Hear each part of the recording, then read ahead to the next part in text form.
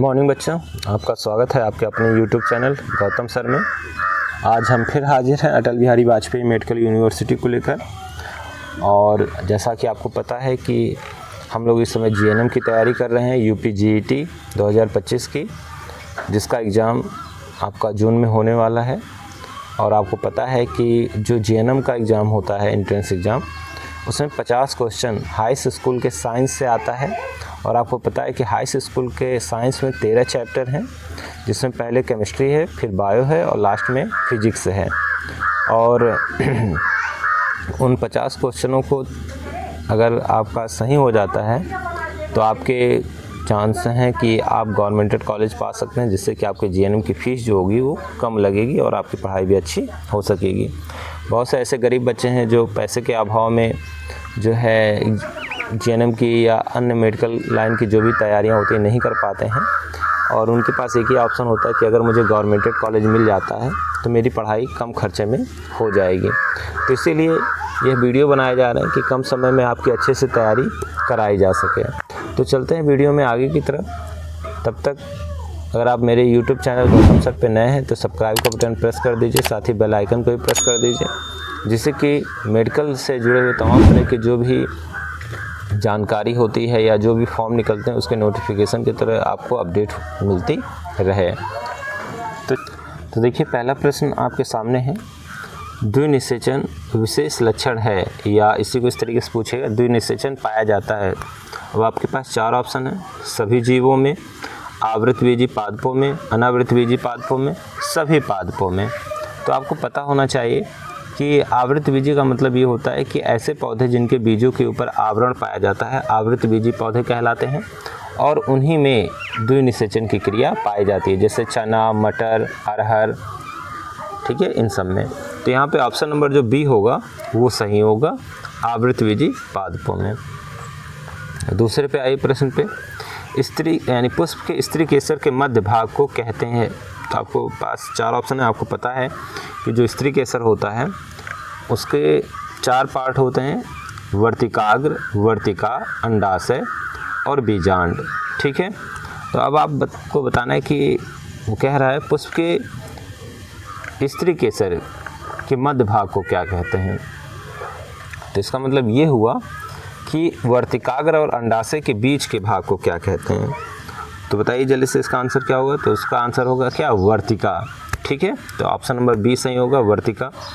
तीसरे पे आइए, निषेचन के दौरान परागकण से निकलने वाली परागनलिका सामान्यतः किसके द्वारा बीजांड में प्रवेश करती है, अध्यावरण द्वारा, बीजांडकाय द्वारा, निभागीय द्वारा, अंडद्वार द्वारा। तो तीसरे का आंसर जल्दी से बताइए। कह रहा है किसके द्वारा वो प्रवेश करती है बीजांड के अंदर। तो किसके द्वारा करती है, तो यहाँ पर ऑप्शन नंबर डी सही होगा, अंडद्वार के द्वारा, ठीक है। पुष्प में कितने भाग होते हैं, तो मैं गिना दूँ पुष्प के भाग, दलपुंज, बाह्य दलपुंज, स्त्री केसर, पुंकेसर, कितने हुए, 4। तो ऑप्शन नंबर कौन सा सही होगा, बी। पुष्प में कितने भाग होते हैं, तो 4 भाग होते हैं। क्या, कौन कौन से, बाह्य दलपुंज, दलपुंज, पुंकेसर और स्त्री केसर। यह मुकुलन द्वारा आलिंगी जनन निम्नलिखित में से किस जंतु में होता है, मेढक, अमीबा, केंचुआ, हाइड्रा। तो आपको पता है मुकुलन में क्या होता है कि शरीर के ऊपर एक छोटा सा उभार बनता है जो मातृ कोशिका से अलग होकर एक नए जीव का निर्माण करता है। तो ये मेढक में होता नहीं है, अमीबा में होता नहीं है, केंचुआ में होता नहीं है, किस में होता है, हाइड्रा में होता है। तो यहाँ पर 5वें का जो डी ऑप्शन है वो सही होगा, हाइड्रा में, ठीक है। छठे प्रश्न पे आइए, पराग नली में नर युग्मक की संख्या होती है, ठीक है, यानी परागण के बाद जो पराग नलिका बनती है उसमें जो है नर युग्मकों की संख्या कितनी होती है, तो ये आपको बताना है। तो छठे का आंसर क्या होगा यहाँ पर, 2। एक को कहा जाता है वर्धी जनन केंद्रक और एक को कहा जाता है क्या, जो है जनन केंद्रक कहा जाता है, ठीक है। 7वें प्रश्न पे आइए, मादा लिंग हार्मोन कहलाता है, ठीक है, मादा लिंग हार्मोन कहलाता है। तो 7वें का आंसर आपको बताना है, मादा लिंग हार्मोन कौन है, एंड्रोजन है या इंसुलिन है, एस्ट्रोजन है, उपयुक्त में से कोई नहीं। तो ऑप्शन नंबर यहाँ पर सी सही होगा, कौन सा है, एस्ट्रोजन हार्मोन से। यह नर जनन अंगों से संबंधित ग्रंथि है, प्रोस्टेट, कॉपर, पेनियल और जठर। तो यहाँ आप देख सकते हैं जो प्रोस्टेट है ये भी नर जनन अंग से है, कॉपर भी है, पेरिनियल और जठर कह रहा है ग्रंथि है। तो 8वें का आंसर बताइए जल्दी से। तो 8वें का आंसर कौन सा है, प्रोस्टेट, ठीक है। वैसे ये आंसर थोड़ा सा कॉम्प्लिकेटेड है, बट यहाँ पर क्या होगा, प्रोस्टेट है। परिवार नियोजन की स्थायी विधि है, तो परिवार नियोजन की स्थायी विधि कौन सी है? गर्भ निरोधक गोलियां हैं, निरोध का प्रयोग है, वैक्सेटॉमी है, या गर्भ समापन है। तो आपको पता है जो गर्भ निरोधक गोलियां हैं, निरोध का प्रयोग है और गर्भ समापन, ये सभी क्या है? अस्थायी विधियां हैं। स्थायी विधि में कौन है? वैसेक्टॉमी है, जिसे नसबंदी कहते हैं। तो ये परिवार नियोजन के अंतर्गत आता है। इसके बाद आता है स्वद्विगुणन की क्षमता होती है। स्वद्विगुणन की क्षमता होती है, अब किस में होती है? एटीपी में होता है, डीएनए में होता है, या एनएडी में होता है, या आरएनए में होता है। तो जल्दी से बताइए, स्वद्विगुणन की क्षमता होती है। 10वें का आंसर बताइए क्या होता है? तो स्वद्विगुणन किस में पाया जाता है? तो डीएनए में पाया जाता है, ठीक है, जिसका पूरा फुल फॉर्म क्या होता है? Deoxyribonucleic acid. अब 11वें प्रश्न पे आइए, ईस्ट में अलैंगिक जनन प्रायः होता है। ईस्ट में अलैंगिक जनन प्रायः होता है मुकुलन द्वारा, विखंडन द्वारा, बीजाणुओं द्वारा, रोपण द्वारा। तो 11वें का आंसर बताइए क्या होगा? तो किसके द्वारा होता है? मुकुलन के द्वारा होता है, ठीक है, मुकुलन के द्वारा होता है। 12वां देखिए, खंडन द्वारा अलैंगिक जनन होता है, किस में होता है? अमीबा में, ईस्ट में, स्पायरोगायरा में, फर्न में, ठीक है। तो खंडन का मतलब क्या होता है कि एक से दो टुकड़े बन जाए, फिर दोनों जीव जो हैं उनमें भी दो दो हो जाए, इस तरीके से। तो बताइए 12वें का आंसर कौन सा होगा? तो 12वें का आंसर क्या होगा? स्पायरोगायरा में होता है, ठीक है। जैसे गन्ना होता है ना, वैसे ही स्पायरोगायरा भी उस तरीके से दिखाई देता है। इस प्रकार गन्ने के प्रत्येक टुकड़े से एक नया गन्ने का पौधा बनता है, उसी तरीके स्पायरोगायरा के प्रत्येक खंड से एक नया स्पायरोगायरा बनता है। यह हाइड्रा में अनुकूल परिस्थिति में अलैंगिक जनन होता है, विखंडन द्वारा, मुकुलन द्वारा, बीजाणु द्वारा, द्विविखंडन द्वारा। तो 13वें का आंसर बताइए क्या होगा? तो हाइड्रा में किसके द्वारा होता है? मुकुलन द्वारा। भी आपने देखा है, इसी से मिलता जुलता ऊपर प्रश्न था, तो मुकुलन द्वारा होता है। 14वें नंबर पे आइए, पत्तियों द्वारा कायिक प्रवर्धन होता है, यानी दूब घास में, आलू में, ब्रायोफिल्लम में, उपयुक्त सभी में। तो किस में होता है? तो इसका आंसर 14वें का जो आंसर होगा वो होगा सी, ब्रायोफिल्लम में होता है, ठीक है, ब्रायोफिल्लम में होता है, जिसमें पत्तियों से नए पौधों का निर्माण होता है। शकरकंद में कायिक प्रवर्धन होता है, भूमिगत तनों द्वारा, जड़ द्वारा, पत्ती द्वारा, इनमें से कोई नहीं। तो 15वें का आंसर बताइए। तो 15वें का आंसर है बी, शकरकंद, जिसे गंजी कहते हैं। ये क्या है? भूमिगत जड़ है, तो इसमें जड़ों द्वारा कायिक प्रवर्धन होगा। 16 नंबर पर आइए, पौधों में कायिक प्रवर्धन के लिए कौन सा भाग अधिक अनुकूल है? पौधों में कायिक प्रवर्धन के लिए कौन सा भाग अधिक अनुकूल है? तना है, पत्ती है, जड़ है और प्रकलिकाएं हैं। तो 16 का आंसर बताइए क्या होगा? तो 16 का आंसर क्या है? तना, ठीक है, तना जो है सबसे अनुकूल होता है। फिर दिया, मानव में भ्रूण को पोषण मिलता है अंडाशय से, प्लेसेंटा से, वृक्क से, डिम्बवाहिनी नलिका से। तो जल्दी से बताइए 17वें का आंसर। तो जो 17वां है उसका बी वाला ऑप्शन सही होगा, प्लेसेंटा से। जो भ्रूण होता है, भ्रूण को प्लेसेंटा से जो है पोषण प्राप्त होता है। प्लेसेंटा को हिंदी में क्या कहते हैं? अपरा कहते हैं, ठीक है। अब यह मुकुलन द्वारा प्रजनन होता है, किसमें? प्लेनेरिया में, हाइड्रा में, लिस्मैनिया में, उपयुक्त सभी में। तो 18वें का आंसर बताइए क्या होगा? तो 18वें का आंसर क्या है? बी, हाइड्रा में, ठीक है। फिर 19वां देखिए, निम्न में से कौन सा परागकोश में पाए जाते हैं? ठीक है, निम्न में से कौन परागकोश में पाए जाते हैं? वाह्य दल है, परागकण है, अंडाशय है, अंडप है। तो 19वें का आंसर बताइए क्या होगा? तो अंडा जो है इसका आंसर होगा क्या? परागकोश में क्या पाए जाएंगे? स्वाभाविक चीज़ है, परागकण पाए जाएंगे, ठीक है। परागकोश में कौन पाया जाता है? परागकण पाए जाते हैं। 20वें पे आ जाइए, आवृतबीजी पौधों में नर जनन अंग होते हैं। आवृतबीजी पौधों में नर जनन अंग होते हैं, जयांग, पुमंग, अंडप, पराग नलिका। तो ये भी आंसर क्लियर हो गया होगा आप लोगों को। तो 20वें का आंसर क्या है? पुमंग है। 20वें का बी ऑप्शन सही होगा, पुमंग, ठीक है, पुमंग। इसके इकाई भाग को क्या कहते हैं? पुंकेसर कहते हैं। पुमंग को इंग्लिश में क्या कहते हैं? एंड्रोसियम कहते हैं। 21वें पाइए, अलैंगिक जनन मुकुलन द्वारा होता है, किसमें? अमीबा में, ईस्ट में, प्लाज्मोडियम में, लिस्मानिया में, किस में होता है? जल्दी से बताइए 21वें का आंसर। तो 21वें का बी वाला ऑप्शन सही होगा, ईस्ट में पाया जाता है, ठीक है। फिर है, निम्न में से किस पौधे में पुष्प एक लिंगी होते हैं? पपीता है, गुड़हल है, सरसों है, मटर है। तो जल्दी से बताइए कि एक लिंगी, इनमें से कौन ऐसा है जो एक लिंगी पुष्प है? तो 22वें का आंसर बताइए। तो 22वें का आंसर कौन होगा? भाई गुड़हल में भी नर मादा दोनों होते हैं, सरसों के फूल में नर मादा दोनों होते हैं, मटर में भी नर मादा दोनों होते हैं। तो कौन सा ऑप्शन सही होगा यहाँ पर? पहला वाला, ए वाला ऑप्शन सही होगा, पपीता। फिर दिया है, मादा जनन तंत्र के किस भाग में कॉपर टी स्थापित किया जाता है? अंडाशय में, अंडवाहिनी में, गर्भाशय में, योनि में। तो 23वें का आंसर बताइए। तो यहाँ पर कौन होगा, गर्भाशय।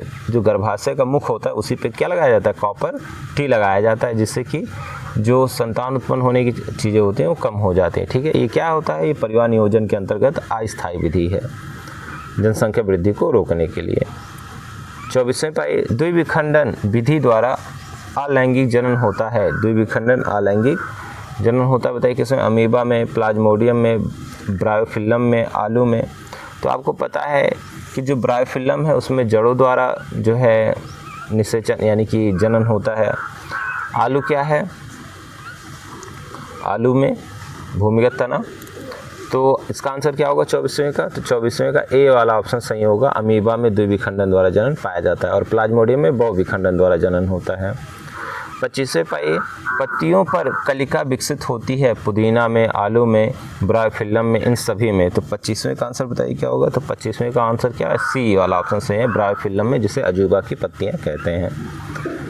पुनरुद्भवन होता है जो है प्लेनेरिया में लेकिन हाइड्रा में नहीं, हाइड्रा में लेकिन प्लेनेरिया में नहीं, पैरामीशियम में लेकिन हाइड्रा में नहीं, हाइड्रा और प्लेनेरिया दोनों में।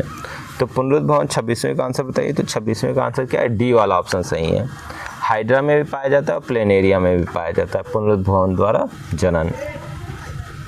27वें को देखिए, एक सामान्य एक लिंगी नर पुष्प में नहीं पाया जाता है। ठीक है, वाह दलपुंज, पंखुड़ी, पुंकेसर, वर्तिकाग्र। तो भाई आपको पता है कि वर्तिकाग्र किसका भाग है, स्त्री केसर का। तो 27वें का कौन सा ऑप्शन सही होगा, तो वर्तिकाग्र नहीं पाया जाएगा। ठीक है, तो 27वें का जो आंसर सही होगा वो डी वाला ऑप्शन सही होगा, वर्तिकाग्र नहीं पाया जाता है। ठीक है, फिर दिया है मादा जनन तंत्र के किस भाग में लूप स्थापित किया जाता है। ठीक है, अंडाशय में, अंडवाहिनी में, गर्भाशय में, योनि में। तो 28वें का आंसर बताइए क्या होगा, तो 28वें का सी वाला ऑप्शन सही होगा, गर्भाशय में। फिर दिया निम्न में से कौन सा अंग पौधों यानी निम्न में से कौन सा अंग पौधों में नर जननांग का प्रतिनिधित्व करता है, जयांग, पुंकेसर, वर्तिकाग्र, अंडाशय। तो आपको पता है जयांग, वर्तिकाग्र और अंडाशय ये तीनों किससे रिलेटेड है, स्त्री केसर से। तो बचा कौन, पुंकेसर। तो 29वें का कौन सा आंसर सही होगा, बी वाला ऑप्शन सही होगा, पुंकेसर। 30वां आंसर देखिए, 30वें का प्रश्न देखिए, परागकोश में होते हैं वाह दलपुंज होते हैं, अंडाशय होते हैं, बीजाणु होते हैं, परागकण होते हैं। तो भाई परागकोश, अभी ऐसे ही प्रश्न एक ऊपर आया था, तो परागकोश में क्या होते हैं, परागकण होते हैं। तो 30वें का आंसर कौन सा होगा, डी वाला ऑप्शन सही होगा।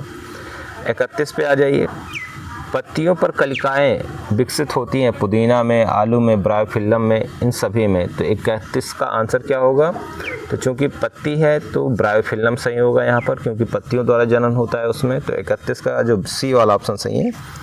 ठीक है, एक लिंगी पुष्प का उदाहरण है पपीते का फूल, गुलाब का फूल, सरसों का फूल, आम का फूल। तो एक लिंगी की बात हो रही है, अभी मैंने ऊपर बताया, तो कौन है, पपीते का फूल। फिर दिया 33वां, देखिए निम्न में से कौन सा परागकोश के अंदर बनता है, निम्न में से कौन सा परागकोश के अंदर बनता है। तो वाह दलपुंज बनता है, परागकण बनता है, अंडाशय बनता है, भ्रूण कोश बनता है। बताइए क्या बनता है परागकोश के अंदर, स्वाभाविक चीज़ है। 33 का परागकोश के अंदर बनता है, बताइए भाई तो क्या बनेगा, तो 33 का बी वाला ऑप्शन सही होगा, परागकण। अब दिया पुष्प का जनन अंग है, पुष्प का जनन अंग है, कौन है, वाह दलपुंज है, जयांग है, तना है। तो यहाँ पे कौन है पुष्प का जनन अंग, तो जयांग है। तो यहाँ ऑप्शन नंबर सी सही होगा। फिर इसके बाद एक लिंगी पुष्प है, देखिए बार बार ये क्वेश्चन रिपीट हो रहा है, एक लिंगी पुष्प है, गुड़हल, पपीता, सरसों, गुलाब। तो बी वाला ऑप्शन सही होगा, पपीता।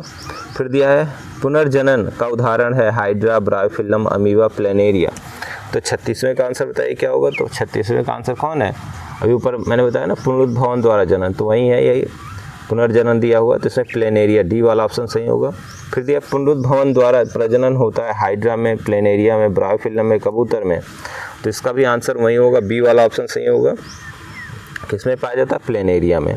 ठीक है, तो जितने प्रश्न हुए उसके आंसर की भी नीचे दे दिया गया है। तो आज की वीडियो में बस इतना ही।